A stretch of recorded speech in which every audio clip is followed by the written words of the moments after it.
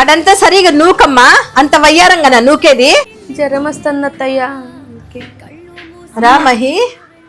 అమ్మ బాగున్నావా? ఏం వదినా బాగున్నావా? బాగున్నా మహిత. ఏం వదినా ఇట్లా కాలిపోతుంది ఒళ్ళు నీకు? జ్వరం వస్తుంది మహిత.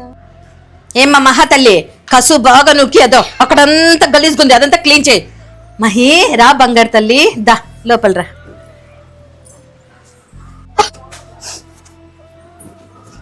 మహి, మీ వదిన జొన్న రొట్టె వంకాయ కర్రీ చేసింది, తీసుకొస్తా తినమ్మా. కాదమ్మా, వదినకు అంతగా జ్వరం వస్తుంది, జొన్న రొట్టెలు చేయించినావా? ఏమీ జ్వరం వస్తే ఆ మాత్రం చేయలేదా? అయినా అది తప్పుడుది, యా జ్వరము రాలే, యాక్షన్ చేస్తాను తెలుసా. మా ఒళ్ళు కాలిపోతుంది, మా ఇందాక చూసినాను. రెస్ట్ తీసుకునే వదిన్ని, నువ్వు నేను చేద్దాము, లేదంటే నువ్వు కూడా రెస్ట్ తీసుకొని నేను చేస్తాను. ఇప్పుడు ఏం అవసరం లేదు, నువ్వు నోరు మూసుకొని ఉండు. దానికి మనం సేవలు చేసేది. మహిత, జొన్న రొట్టె వంకాయ కర్రీ చేశాను, నీకు ఇష్టం కదా, పెట్టుకొని వస్తున్నా. వదినా నాకేం వద్దు కానీ నువ్వు ఫస్ట్ పోయి రెస్ట్ తీసుకోపో. ఎట్లయిపోయింది నీ ఫేసు? సర్లే మహిత, టీ ఇచ్చి రెస్ట్ తీసుకుంటా. ఏమొద్దు, నువ్వు ఫస్ట్ పడుకోపో, నేను టీ తీసుకొని వస్తాను.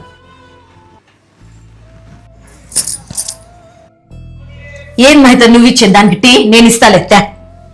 మహాతల్లి లేయి, పండుకోమంటే పండుకునేదేనా, టీ తాగు పట్టు. నిత్యం ఎవరుకోళ్ళు, మీ అమ్మకో మీ నాన్నకో ఫోన్ చేసి నిన్ను పిలుచుకొని బొమ్మను. సరే అత్తయ్య. ఇప్పుడు ఏమన్నానని అట్లా ఏడిస్తాన్నావు? మా నాన్న నన్ను మహారాణిలా పెంచాడు, ఇక్కడ పడే కష్టాలు తెలిస్తే గుడ్డు పగిలి చేస్తాడు. అత్తయ్య అది కాదు అత్తయ్య. సరే అత్తయ్య. ఎవరు మహి ఫోన్లో? ఏమంత బాగా మాట్లాడుతున్నావు? మా అత్తమ్మా నాకు బాగలేదని చెప్తే, అంతా బాగానకరా అంతవరకు మీ పుట్టింట్లోనే ఉండు అని చెప్తాను చూడమా. ఏంది మీ అత్త అంత మాట అంటుందా? మీ ఇంట్లో పని మనిషి లేకపోయినా అంత చాకరీ చేస్తున్నావు కదా, ఏం 2 రోజులు చూసుకోలేదా? మీ అత్త ఏం సస్తున్నట్టనేమన్నా? సూపర్ చెప్పినామా, మళ్ళీ అదే మాట నీకెందుకు వర్తించదమ్మా? నీ కోడలు బాగాలేకుంటే పుట్టింటి పో అంటున్నావు కదా, మరి నీకు బాగాలేకుంటే నీ పుట్టింటి పో అని చెప్పదే నీ కోడలు. నీకు ఆపరేషన్ అయినప్పుడు కంటికి రెప్పలాగా చూసుకుంది, నేను కూడా లేనప్పుడు అట్లాడిది వది నన్ను మాట అన్నావు కదమ్మా. అవును మహి, మీ అత్త గురించి నేను మాట్లాడుతున్నాను, కానీ నేను ఒక అత్తననే సంగతి మర్చిపోయినానమ్మా.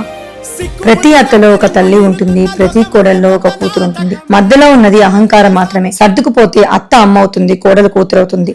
మీకు కూడా ఇలాంటి సంఘటన జరిగితే కింద కామెంట్ బాక్స్ లో కామెంట్ చేయండి. మరిన్ని వీడియోస్ కోసం మహిత తెలుగమ్మ యూట్యూబ్ ఛానల్ ని ఫాలో కండి. Thank you.